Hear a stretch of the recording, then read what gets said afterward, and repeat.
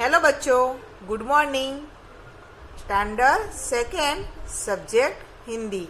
बच्चों, आज के वीडियो में मैं दीपावली लेसन का जो अभ्यास के लिए टॉपिक है वो समझाऊंगी। तो पेज नंबर 102 निकालिए। देखिए, अभ्यास के लिए उसमें मौखिक में प्रश्न नंबर 1 श्रुतलेख एवं उच्चारण अभ्यास। उसमें यहाँ जो शब्द दिए हैं वो आपको अपनी नोटबुक में अच्छे हैंड राइटिंग निकाल कर लिखने हैं और उसका उच्चारण करना है। उसमें पहला शब्द है हर्ष, फिर उल्लास, पर्यावरण, प्रदूषण, कार्तिक, रंगवल्ली, स्वच्छता और सुख समृद्धि। प्रश्न नंबर 2, कम से कम शब्दों में उत्तर बताइए। वो मैं आपको बाद में नोटबुक में करवाऊंगी।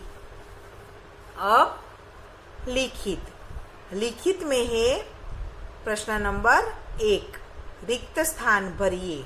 यानी यहाँ जो खाली जगह दी है वो आपको यहाँ भरनी है। तो पहली है क, भारतवर्ष में दीपावली पर्व खाली जगह के साथ मनाया जाता है। तो यहाँ जो रिक्त स्थान दिया है यानी कि फिल इन द ब्लैंक्स, तो इस ब्लैंक्स में आपको उचित शब्द लिखना है और वे ब्लैंक्स भरनी है। तो कौन सा शब्द आएगा? हर्ष और उल्लास। तो पूरा वाक्य बनेगा, भारतवर्ष में दीपावली पर्व हर्ष और उल्लास के साथ मनाया जाता है। उसके बाद ख, घर के आंगन में खाली जगह के साथ खाली जगह जगमगा उठते हैं। तो दीपावली के पर्व में हम घर के आंगन में क्या बनाते हैं? रंगवल्ली यानी कि रंगोली। तो जो पहली ब्लैंक से उसमें लिखना है रंगवल्ली और दूसरी जो ब्लैंक से उसमें लिखना है दीप। तो पूरा वाक्य क्या बनेगा? घर के आंगन में रंगवल्ली के साथ दीप जगमगा उठते हैं। अब ग, दीपावली पर्व पर खाली जगह का पूजन होता है। तो हमने लेसन में समझा था ना कि दीपावली के पर्व पर धनतेरस के दिन किसका पूजन होता है? लक्ष्मी जी का, लक्ष्मी माता का पूजन करते हैं ना हम। तो यहाँ ब्लैंक्स में क्या लिखना है? लक्ष्मी। तो पूरा वाक्य क्या बनेगा? दीपावली के पर्व पर लक्ष्मी का पूजन होता है।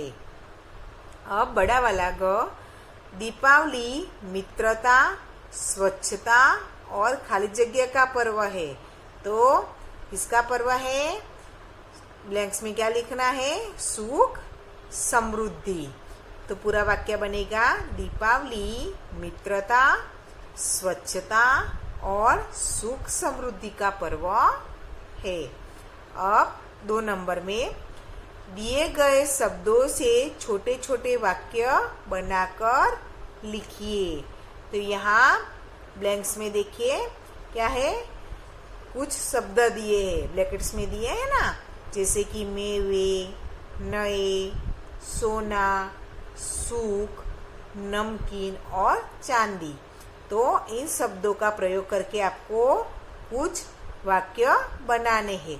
जैसे कि यहाँ एक एग्जाम्पल दिया हुआ है कि सोना पीला होता है।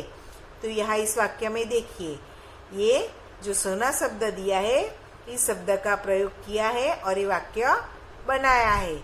यानी हमें उसी प्रकार से ये जो दूसरे शब्द है उन शब्दों का प्रयोग करके कुछ वाक्य बनाने हैं। यानी कि उस वाक्य में वो शब्द आना चाहिए। जैसे कि मैंने यहाँ कुछ वाक्य बनाए हैं। उसमें देखिए, ख,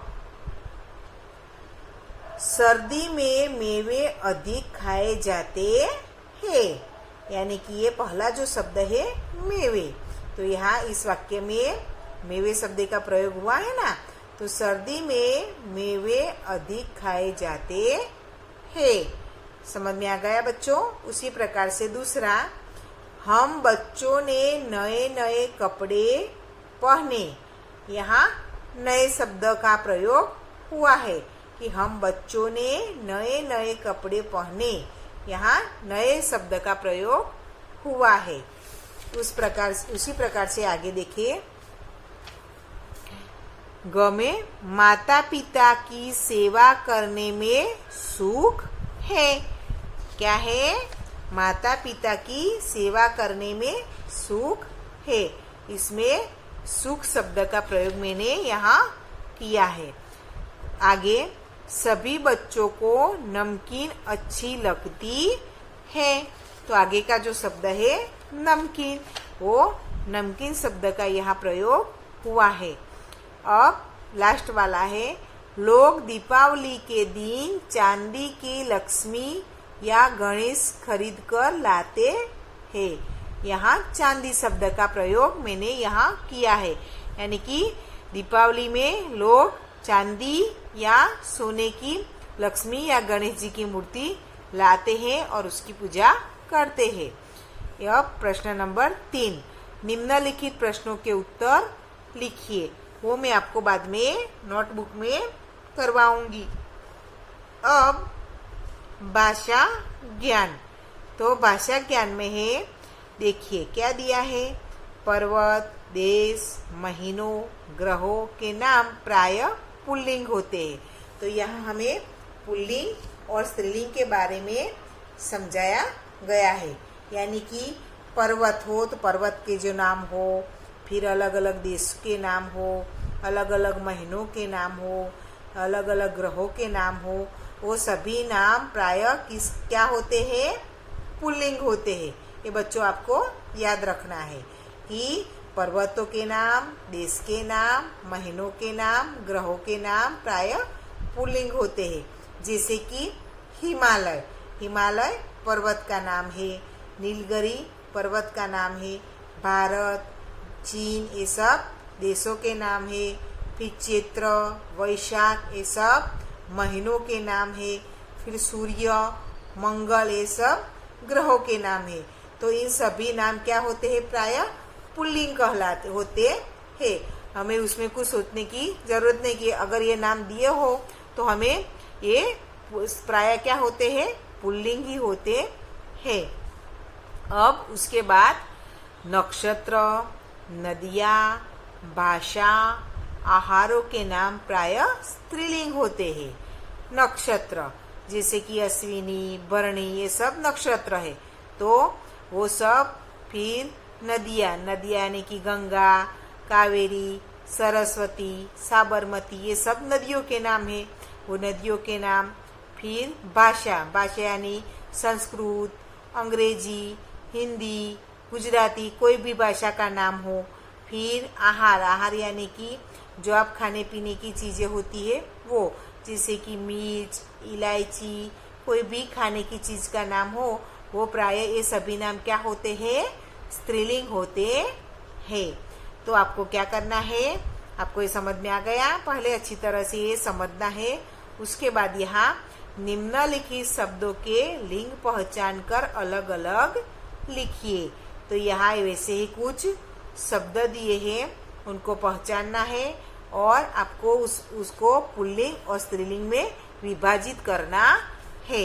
यानी कि जो शब्द पुल्लिंग में आता हो वो यहाँ पुल्लिंग में लिखना है और जो शब्द स्त्रीलिंग में आता हो वो यहाँ आपको स्त्रीलिंग में लिखना है। तो यहाँ पहला है भारत। तो भारत किसका नाम है? देश का नाम है। तो जो देश का नाम हो वो किस में आएगा? हमने यहाँ पहले समझा ना कि जो देश का नाम हो, फिर पर्वत का, महीनों का, ग्रहों के ये सब नाम हो वो किस में आएंगे? पुल्लिंग में। तो भारत देश का नाम है तो किस में आएगा? यहाँ पुल्लिंग में। कहाँ आएगा? पुल्लिंग में। तो हमें यहाँ लिखना है पुल्लिंग में भारत। क्या लिखना है बच्चों? भारत, क्योंकि वो देश का नाम है। उसके बाद है माता। तो माता किस में आएगा? स्त्रीलिंग में। किस में आएगा बच्चों? स्त्रीलिंग में। माता शब्द आएगा स्त्रीलिंग में। उसके बाद बंदर, बंदर किस में आएगा? पुल्लिंग में। कहाँ लिखना है बंदर? पुल्लिंग में। उसके बाद तमिल, तमिल क्या है? हमारी भाषा है। तो तमिल भाषा है तो भाषा कहाँ आएगा? स्त्रीलिंग में। यहाँ हमने देखा था ना कि भाषा हो तो कहाँ आएगा? स्त्रीलिंग में। तो हमें यहाँ स्त्रीलिंग में लिखना है। उसके बाद भाभी, तो भाभी शब्द क्या है? स्त्रीलिंग है, क्योंकि भाभी ऐसी है, ऐसा लिखते हैं ना हम। तो भाभी किस में आएगा? स्त्रीलिंग में। उसके बाद शेरनी, तो शेरनी शब्द भी किस में आएगा?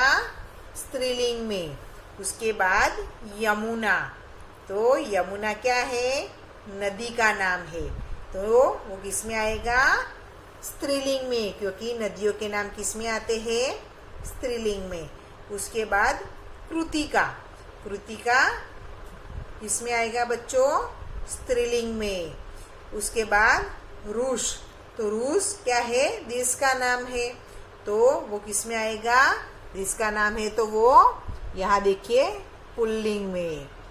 उसके बाद बुध, बुध क्या है? ग्रहों का नाम है, तो ग्रहों का नाम किस में आएगा? पुल्लिंग में, तो वो पुल्लिंग में लिखना है। उसके बाद जेठ, जेठ क्या है? महीने का नाम है, तो वो भी कहाँ आएगा? पुल्लिंग में। समझ में आ गए बच्चों? आपको इसी प्रकार से इन शब्दों का पुल्लिंग और स्त्रीलिंग में विभाजन करना है।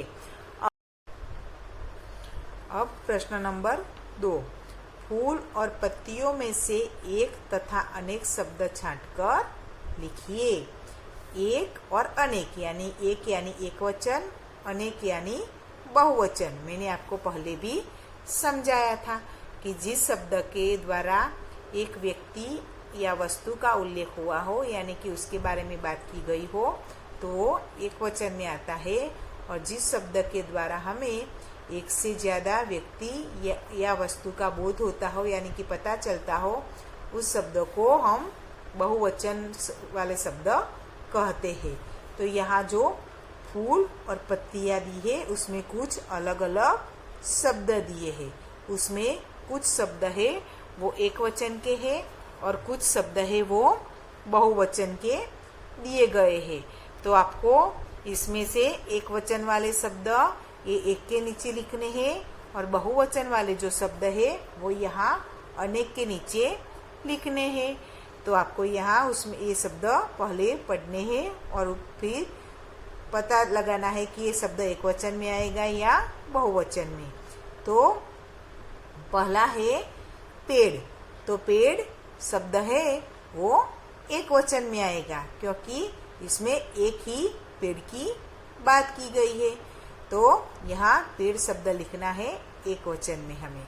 उसके बाद है लड़के, तो लड़के शब्द है वो बहुवचन का शब्द है, क्योंकि ये एक से ज्यादा लड़कों की यहाँ बात हो रही है।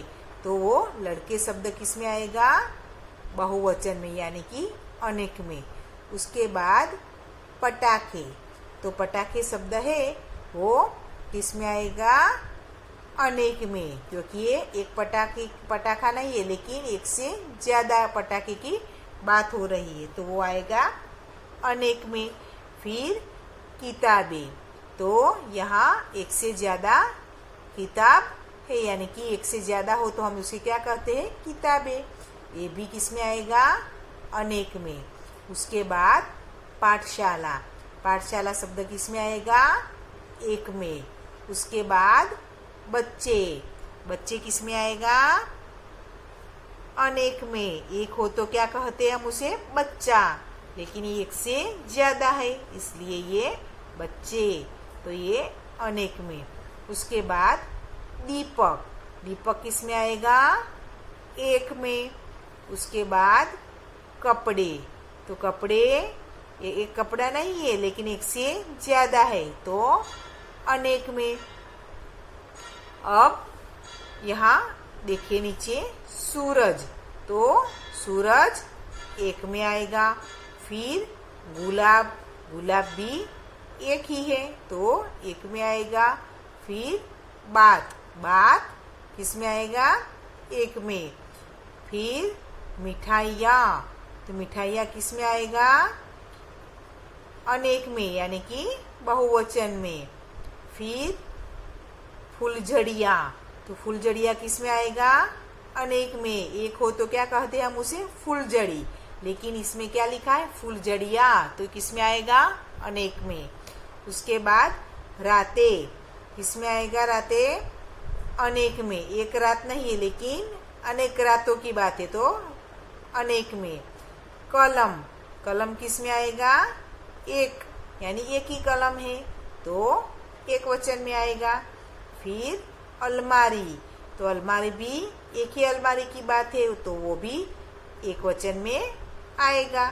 तो बच्चों, आपको समझ में आ गया कौन से शब्द एक वचन के हैं और कौन से शब्द बहुवचन के हैं। इसी प्रकार आपको भी अपनी किताब में इन शब्दों का विभाजन करके लिखना है। यहाँ जो एग्जाम्पल में चूहा शब्द दिया हुआ है, लेकिन यहाँ हमें देखे तो यहाँ कोई भी चूहा शब्द यहाँ दिया हुआ नहीं है, तो हमें ये मिटाकर यहाँ दूसरा शब्द जो मैंने लिखा है उसी प्रकार से आपको लिखना है। अब हम अगले वीडियो में मिलेंगे। गुड बाय बच्चों।